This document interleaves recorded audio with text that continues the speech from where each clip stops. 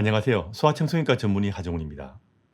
멀쩡하던 아이가 갑자기 밤에 자다가 깨서 울고 비명 지르는 경우가 있습니다. 엄마 아빠도 몰라보고 이상한 소리를 하기도 합니다. 그 난리를 치고도 아침이 되면 멀쩡해 보여서 부모를 황당하게 만드는 병, 야경증에 대해서 오늘은 말씀드리겠습니다.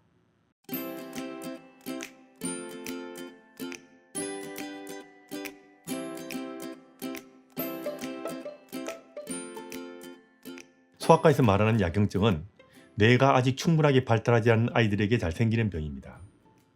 수면의 첫 3분의 1에서 흔히 발생하는데 잠든 후 1시간에서 1시간 반 정도 지난 후에 잠이 깊이 든 상태에서 뇌의 일부분이 깨서 증상이 나타나는 병입니다. 매일 거의 같은 시간에 깨서 울고불고 난리를 칩니다. 흔히 4세에서 12세 사이 아이들에게 처음 시작되지만 좀 더 어린 아이들에게도 생깁니다. 야경증은 유전적 경향이 있는 경우가 많은데 뇌의 발달 과정에서 일시적으로 뇌의 일부가 깨는 정도가 더 민감해진다고 생각하시면 됩니다. 다시 말하면 야경증은 뇌는 깊은 잠을 자고 있는데 뇌의 일부만 깨서 생긴다는 겁니다. 감정 영역이 깨면 울고불고 난리를 하고요. 행동 영역이 깨면 자리에서 일어나고 이상 행동을 보인다고 생각하시면 됩니다. 뇌가 자고 있기 때문에 그 난리를 치고도 아침에 깨서는 밤에 무슨 일이 있었는가를 아이는 기억하지 못하는 겁니다. 야경증은 겁나 보여도 대개는 나이가 들면서 다른 문제 없이 저절로 좋아집니다. 어떤 아이는 한 번 생기고 한참 안 생기는 아이가 있는 반면에 어떤 아이는 오랫동안 계속 반복되어 부모를 지치게 합니다. 야경증은 처음 당할 때 부모를 엄청나게 놀라게 하는 병이기 때문에 야경증의 증상은 미리 알아두시는 것이 좋습니다.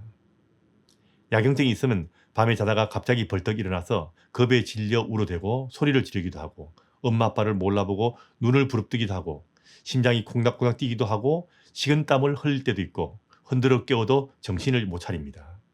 쉽게 말하면 정신 나간 아이처럼 보입니다. 10분에서 20분 정도 짧게 증상이 생기는 경우가 많지만 3, 40분 또는 1시간 이상 지속되기도 합니다. 다시 말하지만 야경증은 어부가도 모른다는 깊은 잠을 자는 동안 뇌의 일부만이 깨서 생기는 증상이고 아이는 현재 잠을 깬 것처럼 보이지만 잠을 자는 상태이기 때문에 아무리 달래도 달래지지 않고 혼자서 난리를 치다가 갑자기 슬그머니 쓰러져 다시 잠이 듭니다. 그리고 아침에 깨서는 아무것도 기억하지 못하고 멀쩡해 보이는 것이 야경증의 특징입니다. 야경증은 이렇게 무서워 보이지만 대부분의 경우는 특별한 치료를 하지 않아도 되고 특별한 치료도 없습니다. 아이들에게 생기는 병이라기보다는 정상 수면 발달 과정에서 나타나는 것으로 보고 있으며 나중에도 문제가 되지 않고 나이가 들면서 저절로 좋아지게 됩니다. 야경증이 있을 때 제일 중요한 것은 부모가 당황하지 않는 겁니다. 아이의 행동에 놀라지 말고 태연하게 반응하는 것이 제일 중요합니다. 아이가 소란을 떨 때는 불을 켜고 차분한 말로 부모가 옆에 있다는 것을 알려주면 됩니다. 아이가 비몽사몽간에 날뛰다가 다치는 수가 있기 때문에 손을 잡아주거나 안아주는 것이 좋습니다. 아이를 깨우려고 소리를 지르거나 뺨을 때리면 도리어 상황을 더 악화시킬 수 있기 때문에 피해야 합니다. 특히 돌아다니는 행동이 동반되는 경우는 사고 위험성이 있기 때문에 아이를 잘 관찰하고 안전에 신경을 쓰셔야 합니다. 야경증은 아침에는 멀쩡하며 지난밤에 자신이 한 일을 전혀 모르는 것이 특징입니다. 정신이 이상해진 것은 아니니까 안심하십시오. 아이의 의지와는 상관없이 생기므로 밤에 일어난 일을 말하고 야단을 쳐서는 안 됩니다. 아이가 이상하다고 부모가 죄책감을 느낄 필요도 없습니다. 아이가 야경증이 있으면 잠을 잘 자게 하고 정신적으로나 육체적으로 스트레스를 줄이는 것이 좋습니다. 자, 우선 잠 잘 자게 하는데 신경을 쓰는 것이 제일 우선입니다. 잠이 모자라지 않게 일찍 재우고 충분히 잘 자게 수면 환경을 만들어주는 것이 중요합니다. 아이가 깊이 자는데 아이 아빠가 늦게 퇴근했다고 자는 아이 깨우는 것은 하지 않는 것이 좋습니다. 특히 수면 부족이 심해서 아이가 너무 피곤한 상태에서 잠이 들었을 때 아이를 깨우거나 시끄러운 소리 때문에 아이의 뇌 일부가 반응해서 깨는 경우도 야경증의 증상을 보일 수가 있습니다. 그래서 평소에 잠을 잘 자게 노력하는 것이 좋습니다. 잠들기 전에 아이가 좋아하는 책을 읽어주는 것도 조금은 도움이 됩니다. 뇌의 일부가 민감한 상태이기 때문에 자는 도중 전화벨 소리라든지 음악 소리 같은 자극에 의해서도 뇌의 일부가 깨서 야경증이 유발될 수 있기 때문에 수면 환경을 좋게 유지해 주는 것도 도움이 됩니다. 그리고 코가 막히거나 편도선이나 아데노이드가 커서 입을 벌리고 잔다든지 코를 골면서 수면 무호흡이 있는 경우도 아이가 깨기 쉬워서 잘 생길 수가 있고요. 하지 불안이 있어서 자는 도중에 다리가 갑자기 움직여 깰 때 야경증이 잘 생길 수가 있습니다.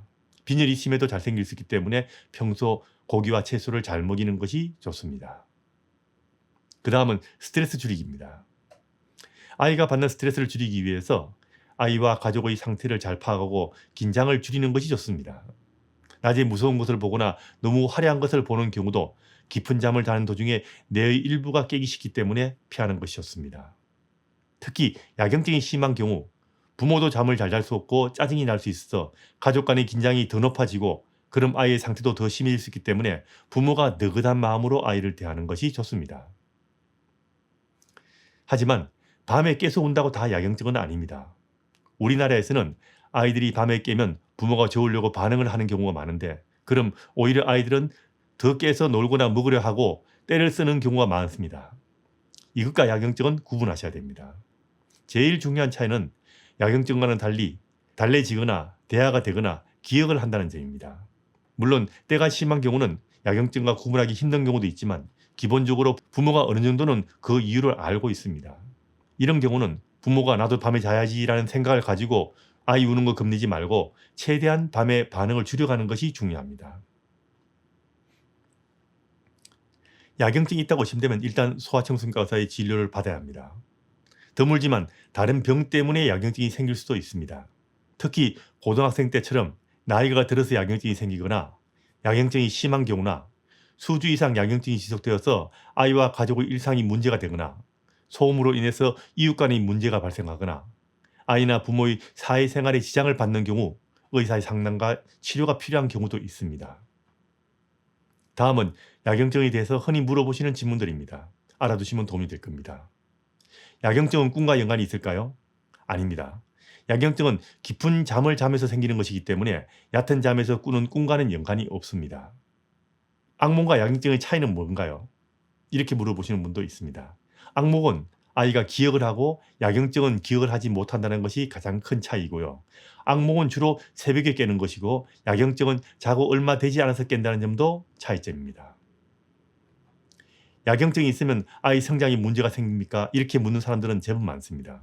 아닙니다. 대부분의 경우 야경증이 심해도 성장에는 문제가 없는 경우가 많습니다. 물론 잠을 아주 못 자는 경우라면 그게 문제가 될 수 있지만 일반적으로는 문제가 되지 않습니다.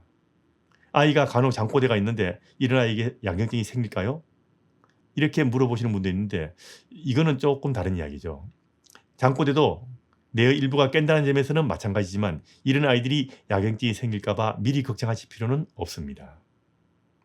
야경증을 하는 중에 아이가 부모에게 욕을 하는데 이게 평소 아이가 부모에게 감정이 있는 것이 표현된 것은 아닌가요? 이렇게 고민하시는 분도 있죠. 아닙니다. 야경증 중에 하는 말은 아이의 정상적인 상태를 반영하지 않기 때문에 야경증 중에 아이가 부모에게 욕을 했다고 해서 기분 나쁘게 생각하거나 야단을 치는 것은 곤란합니다. 이상 야경증에 대해서 말씀을 드렸습니다. 야경증은 정신병과는 상관없는 것이기 때문에 이 점은 너무 걱정하지 않아도 된다는 점 알아두시면 마음 편하실 겁니다.